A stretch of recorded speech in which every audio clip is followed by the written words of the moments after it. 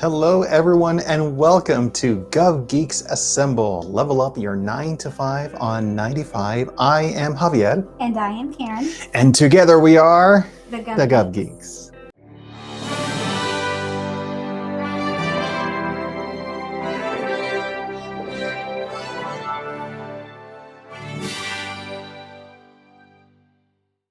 All right, welcome back. So we do Gov Geeks Assemble every Thursday at 6 o'clock Eastern Time. So focusing in on impact, not activity. What does activity mean to you, Karen, when you see that on a resume? I think it just makes me think of a to-do list, really. Right. It's just like, well, this is what I did. That's it. Nothing more to it, right? You just, what did you do today? Well, I woke up, brushed my teeth, it doesn't really do much. Right. Where's the meaning behind all of that? What's the impact that's there? I also think of it because it looks like a part order number where you look up something like on an auto supply website and it says, does this thing fits that, end of story. And there's nothing that's there to it. And while hiring managers are selecting from different individuals that have made the certification list, they want to choose the right person for the job, not just like choosing a skill set or choosing another cog that is going to fit into the bigger widget, machine. Right? I'm not there shopping for widgets. I'm shopping for value and impact and a mission. Exactly. Yeah. Mission, not just another thing that's going to take up space in an organization. Really, it's all about how we are going to select an individual, how you are going to be the person that is going to be the change agent. I mean, at the end of the day, if a person is evaluating resumes and materials, shouldn't they be excited about your qualifications and excited that you potentially could work there with them? Right. Yeah, you want them to be excited and energized. And the way you do that is by how you present yourself in your resume. Right. If you just are doing widgets and this is what I did, you're going to lose impact. You're going to lose their attention. And at the end of the day, if you're like looking at a set of qualified individuals and you have like 3 or 4 of them and you see some of them, okay, yeah, they could do the job. They said they have the background and they've described everything that's there. But wouldn't they rather have the person that describes the impact? Because at the end of the day, it's just only one position that there needs to be selected, right? Right. Because you could say, all right, I went in and I did some paperwork and, finished out my job there. Or do you want someone that explains, I went in every day and I helped agents go to a door, knock it down, and save a hostage, right? I mean, that's very glamorous, right? But do you want to show the impact or just what the day-to-day tasks were? Yeah. And also, do you want to be excited about your own work that you're doing as well? That, you're really doing something that is important, that you're making a difference? Or is it something where you just clock in and clock out? So if you're having a degree of empathy for the person making the hiring decision, you want them to see that, yes, this is the right person. This is the connection that needs to be there because this is the value in this partnership. It's not just about, oh, here's part order number 34362. Right. All right. So we have some 3 tips talking about this one, how you can show impact rather than just showing activity.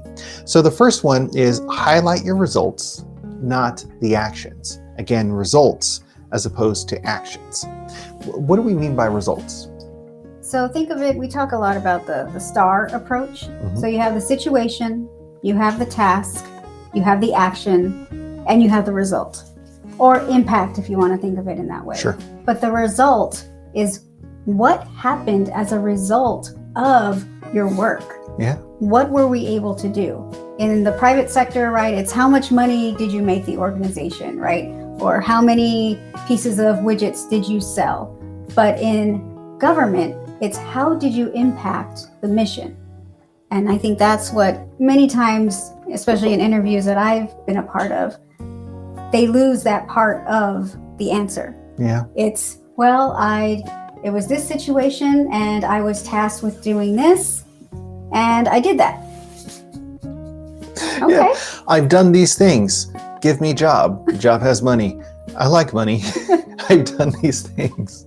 Right. Yeah, it's really, why is that such a big deal? I mean, allow the person who is evaluating your qualifications and reading your resume to get engaged and excited about the accomplishments that are there. As they're seeing this, they want to be able to project into their organization or their environment. If they can see that you're able to do those sorts of things in their organization, that is really where the impact is. That's the connection point. It's not leaving it up to chance that you're assuming that just because that they've done it 1,000 times in the past, that then also means that they can do the work there. I mean, why leave to chance? Help them help you by describing it well enough. You know, one of the other things that I love about this idea of highlighting the results is as you put yourself in this frame of reference, and you're writing this information and you're practicing writing and reading and even saying this information, that sounds like it's a fantastic point for your interview as well, right? Mm-hmm. So if you're in the interview and someone says, tell me about the work that you've done. I process widgets. Oh, okay.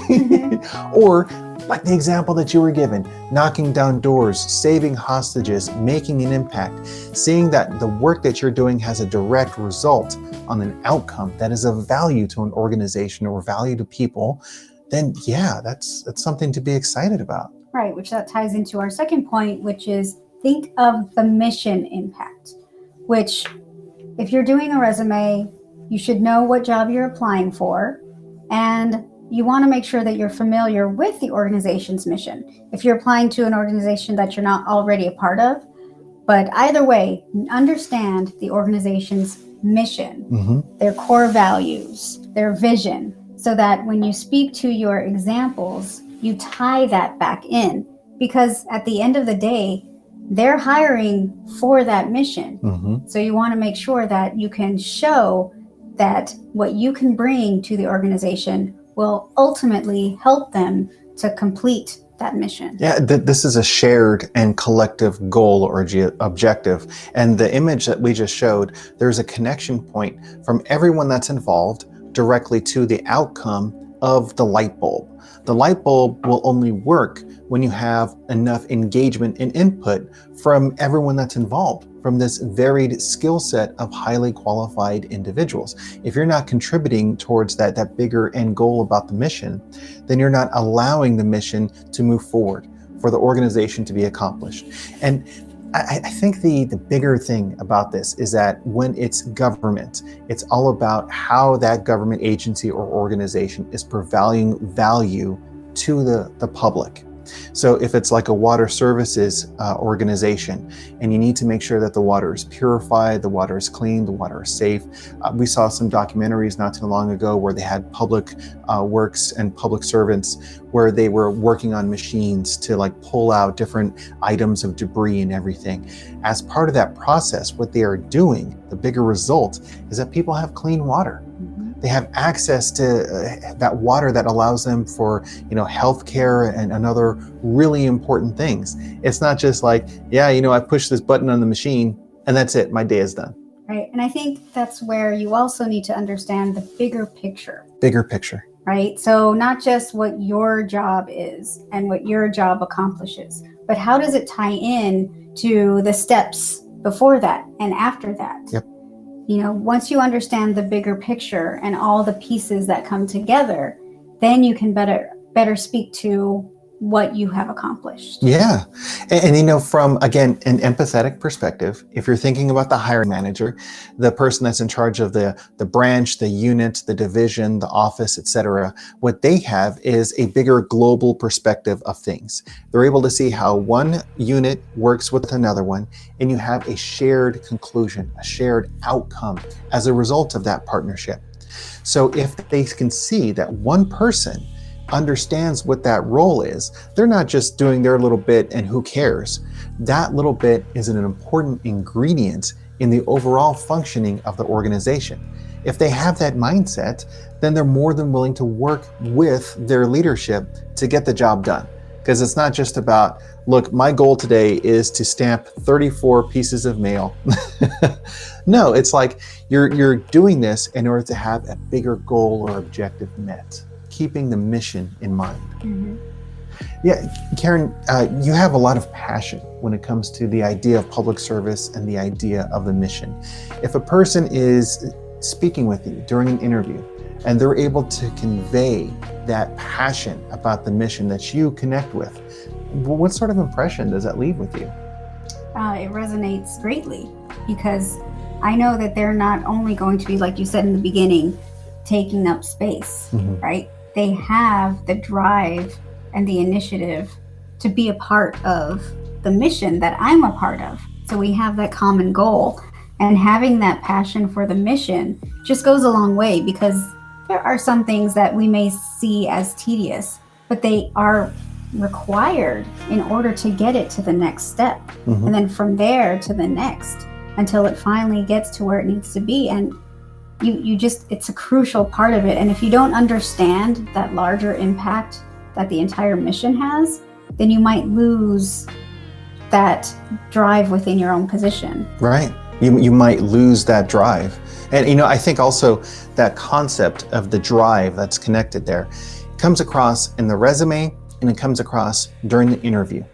So if you, in your example, felt a connection with the person, then you're more likely to be more interested in that person. A hiring official that connects with a person is more likely willing to choose that person for the position or for the job. So if your resume is allowing you to talk about impact and mission and results in an organization in a way that helps them be more interested in you, I mean, really, isn't that what we're going for when we put in for a job? I mean, if you apply for the job, odds are you want to get selected for the job, right? You would think. You would think. So if your goal is to get the job, or your goal is to be referred for selection for the job, do this as a method to increase your chances of actually getting the job. Yeah. Yeah, it seems like pretty logical thinking, I would like to say. I think so. It's just a matter of using that knowledge and applying it. Exactly. Using that knowledge and applying it. Karen and I had done a lot of sessions where we're talking with individuals who are interested in getting into government, thinking about how they can grow their careers in government. And sometimes they ask bigger questions like, why am I not getting referred? Or why is it that I go on these interviews, but unfortunately I'm not the one that's selected? And it happens to a lot of people. Often enough, it's because they're not resonating well enough with the decision makers, with the hiring officials. And doing this is a great strategy to help you connect with them. Yeah, and it's also getting that feedback from the hiring manager when you don't make, or get that job, or get the second call back, or however you want to describe it. Mm-hmm. What went wrong? Why were you not selected? Sometimes there's nothing else you could have done, but you never know. So having that feedback on how did you interview is crucial. And so if you can get that's a win. Sure. Sometimes it's difficult. Absolutely. But if you have built a rapport with a person and you feel that you can reach out and ask, I understand I didn't get the position, but can you let me know, was it the interview?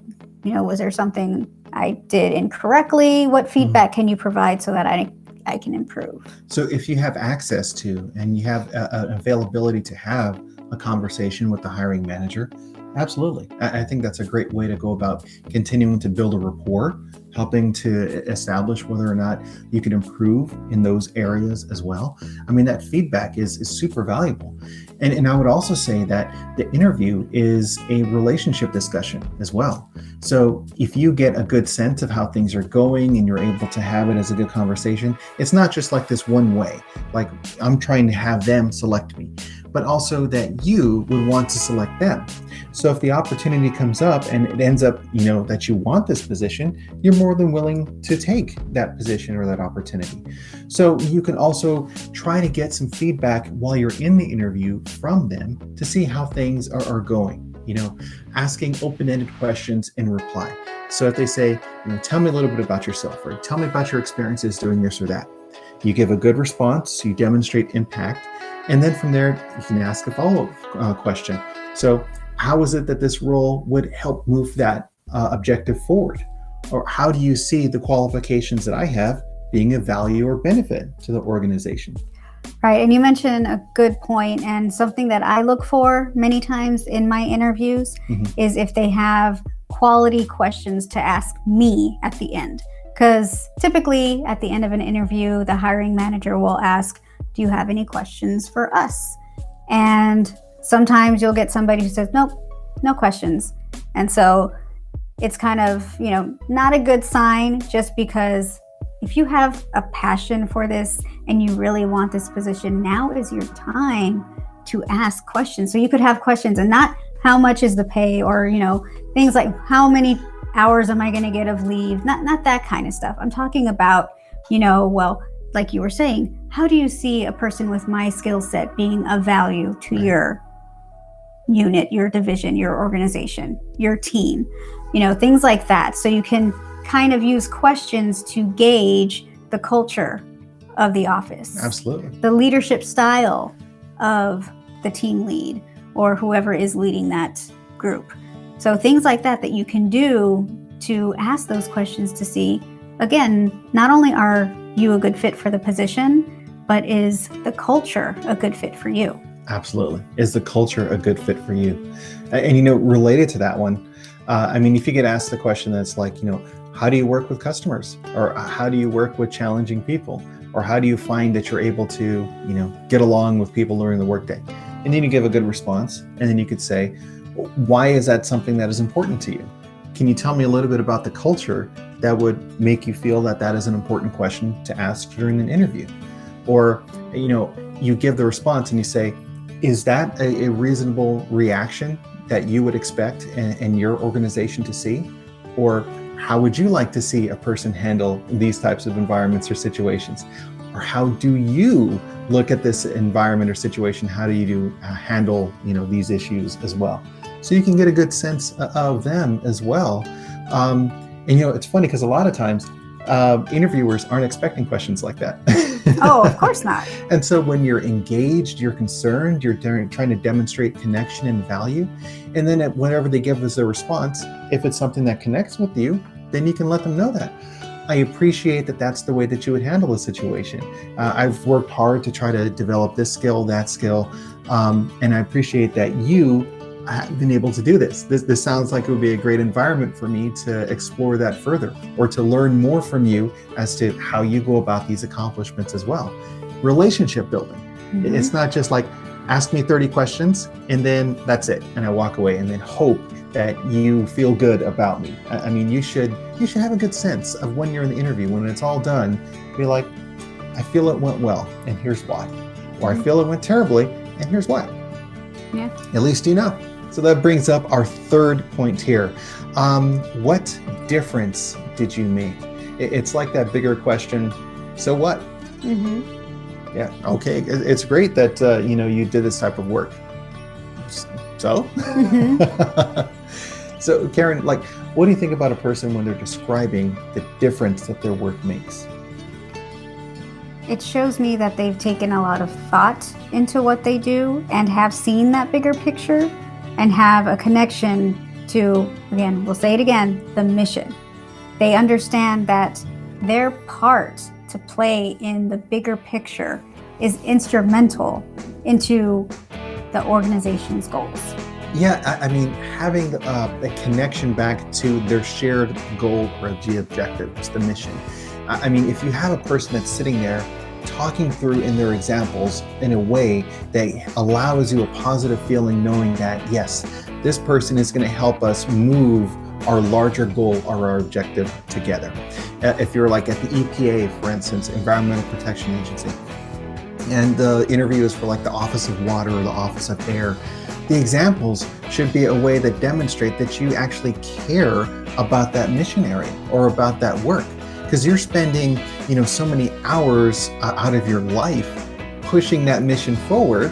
So you want to know that a person is going to be there to help you accomplish that goal or the objective, to actually get the stuff done, rather than having someone that's just going to be there to, be a hindrance to your accomplishments instead. I mean, that's a little crazy.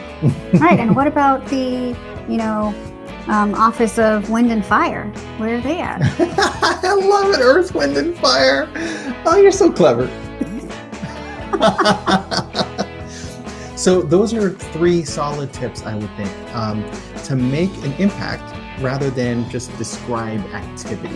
You're really showing the connection point. So the first one, again, is highlight your results, not simply the actions. It's all about what came about as a result of this, not what did you do and just leaving it there. Mm-hmm. It's almost like you're reading a fantastic novel or book and then you stop at the very second to last chapter. And you're like, oh, what happened? Was it good? Was it bad? Was it helpful? Was it effective? Mm-hmm. The next is think of the mission impact. And Karen, you have a lot of connection with the idea of the mission. So again, why is being mission focused so important? I mean, it really ties you to what you're doing, and it makes you put in strong value into what you go in every day to do, mm-hmm. no matter what it is. Having that connection to the mission gives you pride in going to work every day and doing what you do. That's awesome. And if we're talking about fulfillment, because that's really what the Gov Geeks is all about. It's not just you get a job and that's great, but rather that you have fulfillment in your work and in what you're doing in public service. If you can feel pride in that mission and in what you do, that just means that you're that much more comfortable working on all of this stuff. And if you are, then that's something that a hiring manager is going to be interested in. Right. And then you not only have that work that you do, but a lot of times when you have that direct tie to the mission, you often go above and beyond. Right. Which what hiring manager doesn't want somebody who goes above and beyond? Yeah, exactly. They totally want that. And then also hiring managers are responsible for establishing a good culture in the organization. And one of the biggest parts of that is their ability and their opportunity to choose who the individuals are that are going to be selected and go about bringing that culture forward. So if you have a person that loves the work, is excited about the activities, really cares about all of that, that's a person that's going to really establish some solid culture in an organization. You compare that with a person that, I can be at one agency or the other agency. It doesn't matter. I'm going to collect a check either way. So, right. That's not really good for the culture of an organization. No. So then the third tip that we talked about was, what difference did you make? Again, answering that bigger question of so what? I think of that song, What Have You Done For Me Lately? Oh, right? Yes. What have you done for me lately? Exactly. And I guess that's the bigger thing there. I mean, it's the difference. Why is it that your work matters? If you could describe that you care about the work and the accomplishments that you've done, then that means that you care about what you are doing in the workplace. And that is a person that, again, a hiring manager is going to feel comfortable wanting to work with because they actually want to work on that stuff. I mean, if you think about it from their perspective, do you want to start working with someone where you send them an assignment or I need you to research this, I need you to look at that, and they're like, fine, I'll look at it. Or it's not within my job responsibilities. That's right. That's not my job responsibilities. Send it to someone else. That's not a person that a hiring manager is going to want to work with. Right. Besides, it's in as other duties as assigned. Other duties as assigned. Exactly. That is something that is in all of our position descriptions. Look it up. It is totally in there. Okay, so we have a couple minutes left for our questions from the Geekdom. Very excited about this one. Okay, Karen. So our first question is, my degree doesn't apply to this job. Do I still include it? Yes. Yes, I agree. Yes, if you can demonstrate that you have the education, that you have the training. I mean, it's not just about like getting that type of degree that's there, but rather getting that, going through the process of that, the studying, the writing, the evaluation, all of the follow through. Exactly. That demonstrates competence. So while the degree area might not necessarily be directly related, it's still good to include. I mean, my area when I went to school was a lot of communications, a lot of writing, a lot of political science, and I found so much growth opportunities in the field of government finance. Who knew? Who knew? Exactly right. So, I mean, don't limit your opportunities by taking away something. Make sure that it's a value add and that you're adding it there as well. Yeah, I think that's the key of don't put yourself into this small little box, right? Because then you're just going to be stuck in that for your entire career, and you want to be able to expand and grow. Yeah. So don't limit yourself. I was able to use a lot of what I learned in all of my communication classes in finance. I had to give presentations, I had to write reports, summaries, I had to use a lot of relationship building, and those were topics that I covered a whole lot during my training for my university, both my undergraduate degree as well as my master's degree, and applying those to the field of finance is perfectly applicable. So the second question is, how do I handle a gap in my employment history? Well, I think you want to make sure that you're at least explaining it, because employers will look at it, and you can just mention, I had to take some time off from work to get a degree maybe, or whatever you were doing. You can simply mention that, but I wouldn't highlight it too much, but you want to at least account for the time that you maybe weren't working during that time, but just make sure that you have that rest of the quality in what you have in the resume. Of course.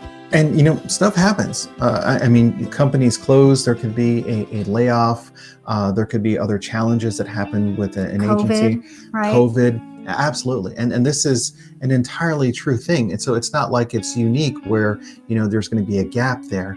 What I would say also is to describe the work that you were doing while you didn't have that employment at that time. So for instance, if you happen to have, because COVID or other requirement that happened to popped up to separate you from your work or your responsibilities, are you volunteering? Are there associations? Are you taking training or courses or doing education? Think about things that are connected to your professional growth and development and where your enjoyment is as well. And honestly, even if it's just to spend more time with your family as something that's needed, gosh, I mean, that's a great thing there as well. So yeah, I think work-life balance. Work-life balance. You're being truthful, you're being honest, and you're being engaged. What more can you ask from a person? Right. Just don't kind of try to ignore it and figure, they're not going to notice that. Right. But again, you don't want to write a whole thesis on, a 2-year gap or something, but just a quick, synopsis and account for that time. Exactly. So it looks like we're just at our time here today. I really appreciate you taking the time. Karen and I both appreciate your commitment to public service, your interest and engagement in this podcast and our show. Again, we come out every Thursday at 6 o'clock Eastern Time live on our Facebook channel. It is then presented on Monday for our YouTube viewers and listeners, as well as our folks that are listening to this on Apple Podcasts and other platforms. Feel free to go to our website, thegovgeeks.com. You can sign up for our Gov Geekdom newsletter. If you have questions that you want to talk with talk through with us, we're available, although oftentimes very tongue-tied. What was your degree again? I know, communication, what? If you want to go to our website and look at our calendar as well, you can sign up for a free 30-minute session to talk through your career growth, talk about resume reviews, or send us your resume for comments and information there as well. We'd really like to hear from you. Karen, do you have any closing thoughts for our session today? Just make sure that you understand that hiring managers do not hire resumes, they hire people. So make sure you put your best foot forward and show them the person that you are. That's outstanding. We look forward to seeing you next week at 6 o'clock. Thank you again for your service. Thank you. Be safe.